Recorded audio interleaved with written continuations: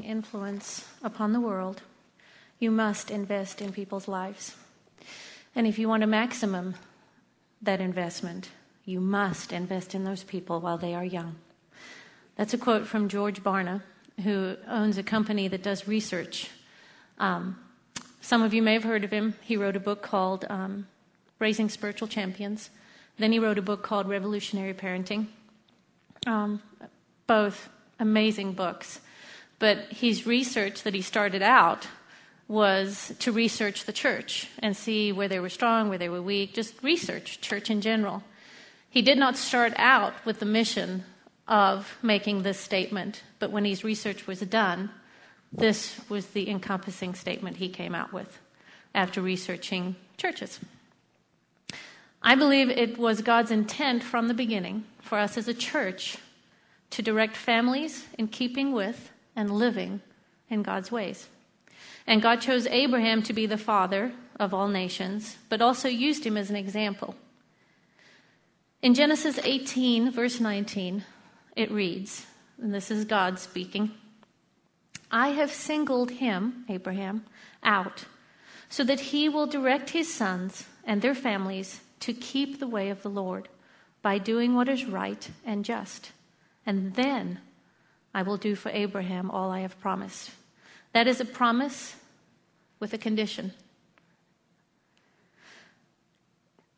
I would like you to just consider how much more impacting our church could be, and any church in this community could be, that would really passionately and seriously take on the importance of the spiritual growth of our kids and our youth. Can you picture the youth in this church and the kids in this church proclaiming God's glory at school? Sharing with their friends what he's doing in their lives and how much he loves and cares for them and their friends. Praying with a friend that's going through a struggle. We can't get into the schools. Our kids can. And what amazing impact that would be in the lives of everyone involved. I do believe this is possible, but I believe that God is waiting on us. He's given us the commission. He's given us the challenge. But some of us are just spectating.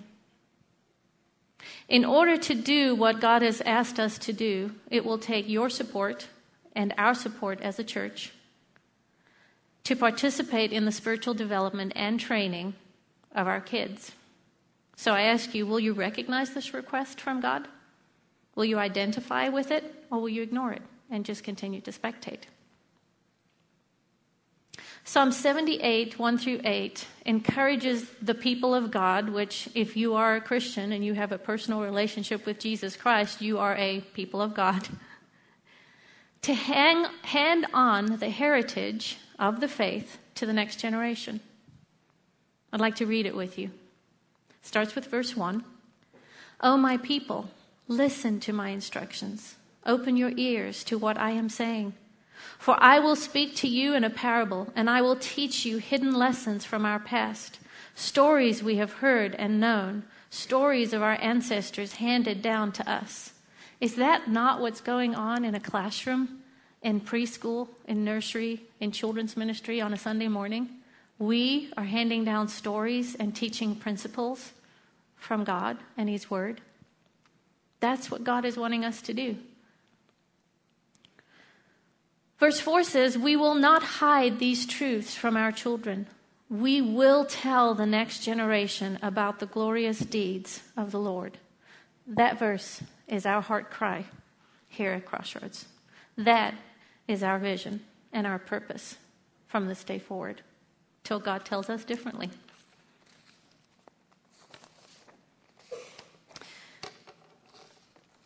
When we do not take the time to talk about God's glorious deeds and His mighty wonders with our kids and our youth, we are keeping the only truth that offers freedom and real life from them.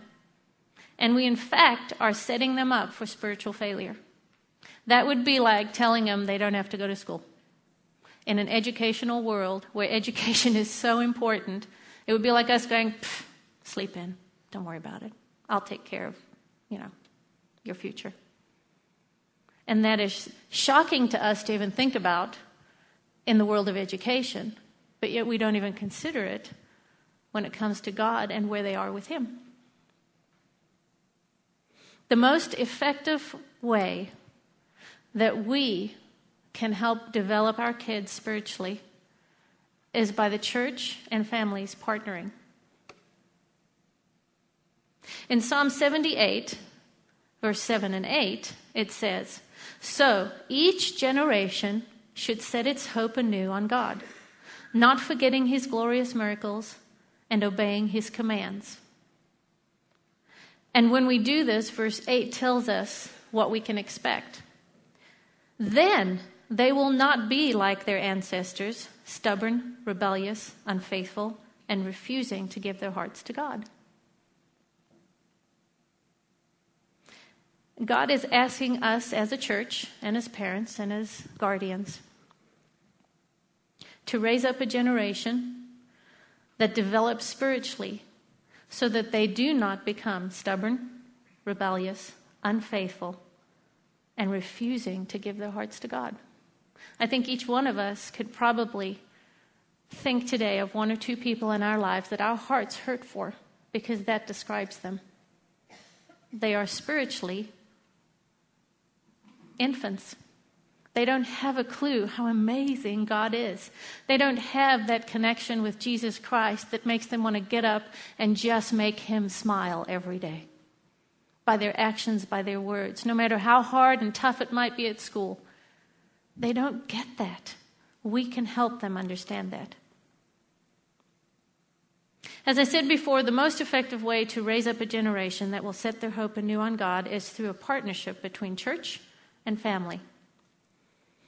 I strongly believe parents and guardians are fully responsible for the spiritual growth of their kids, just as they are for their health, for their education, to provide what they need to be all they can be when they become men and women in this world. But I also believe, and I think that sometimes this is where there's a little bit of the ball dropping or failure. I believe it's the church. And when I say church, I mean kingdom. And when I say kingdom, I mean everyone sitting here that believes they are a follower of Jesus Christ. I believe the church needs to focus on being there for the whole family, to see how we can provide for them, encouraging words, support, resources, and events. Yes, we can still do camp, we can still do events, but the focus, again, is steering them to Christ, steering them to a deeper knowledge in God and His glorious wonders, and getting them connected with Jesus personally. So that family, mom, dad, guardians, those who've adopted kids, can raise up children and youth to become the spiritual champions God designed them to be, so that they will grow up to be just like Jesus. I think together we can make a difference in the lives of the next generation by teaching them the glorious deeds of God and getting them to a point where they actually daily witness Christ in their life and the power of His wonders. I can tell you the Crossroads leadership team, and I'm really excited about this, is working on ways to support and encourage and insist families in doing just that. And over the next few weeks, we will be revealing what we're doing, how we're going to do it, and how we need your support and your commitment and your heart and passion to come alongside us and do it with us.